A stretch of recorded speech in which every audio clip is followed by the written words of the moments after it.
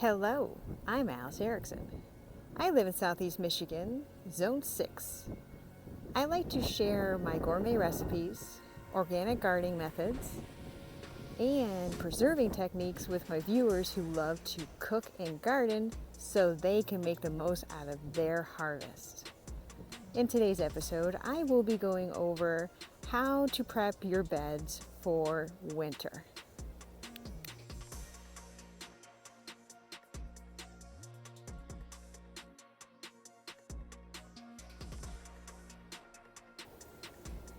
I'm going to be giving you a nice close-up view of what I am doing to prep.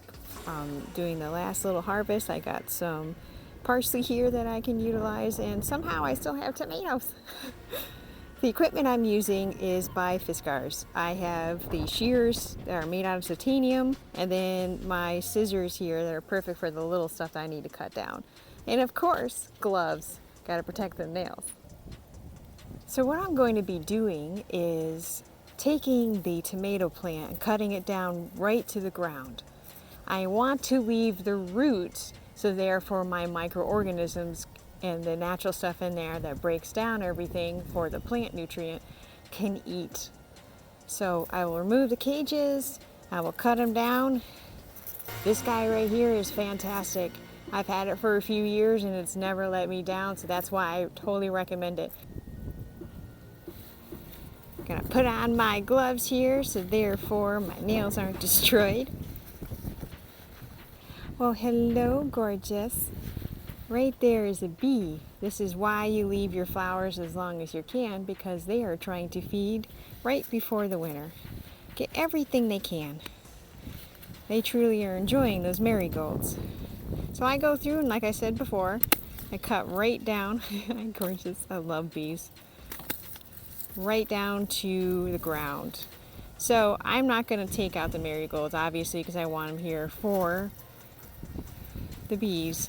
But I'm going to be doing the last harvest here of my parsley. I'm going to go again and cut this other tomato down right to the ground.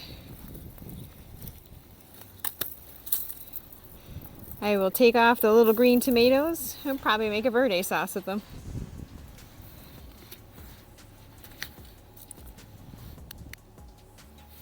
Do you think I have enough chives? This is only one. Now it's about going on 6 years old. I'll try to use some of this, but I'm going to cut it down and leave it about this much from the ground, so therefore has a little bit of an insulation left. The chives have been awesome for providing the pests that like to come through a resistance to them because they don't like the smell. And not only that, it flavored my tomatoes amazingly. Just that one chunk, look how thick, it's crazy. Quite the harvest indeed. I'm using the garden scissors for this job. You'd be like, wow, that's a lot. Sure, can it get through it? Absolutely. Take a huge chunk right in my hand. Got my scissors. Look at that. And these are a few years old, and they have held up every year for me. Like, no problem. I just clean them after use and just put them in my shed. Effortlessly cutting through this like nothing. And these blades are a few years old and still cutting incredible.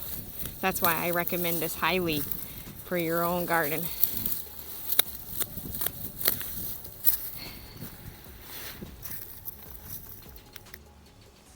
For the chives that I didn't use, I'm going to put them here on this bed.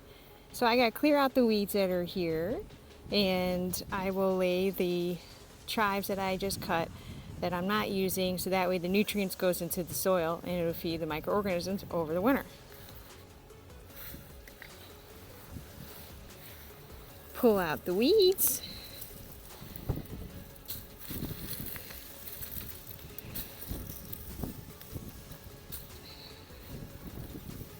Okay, let's utilize those chives. I got my water lines out of my way, so I will just spread this on out.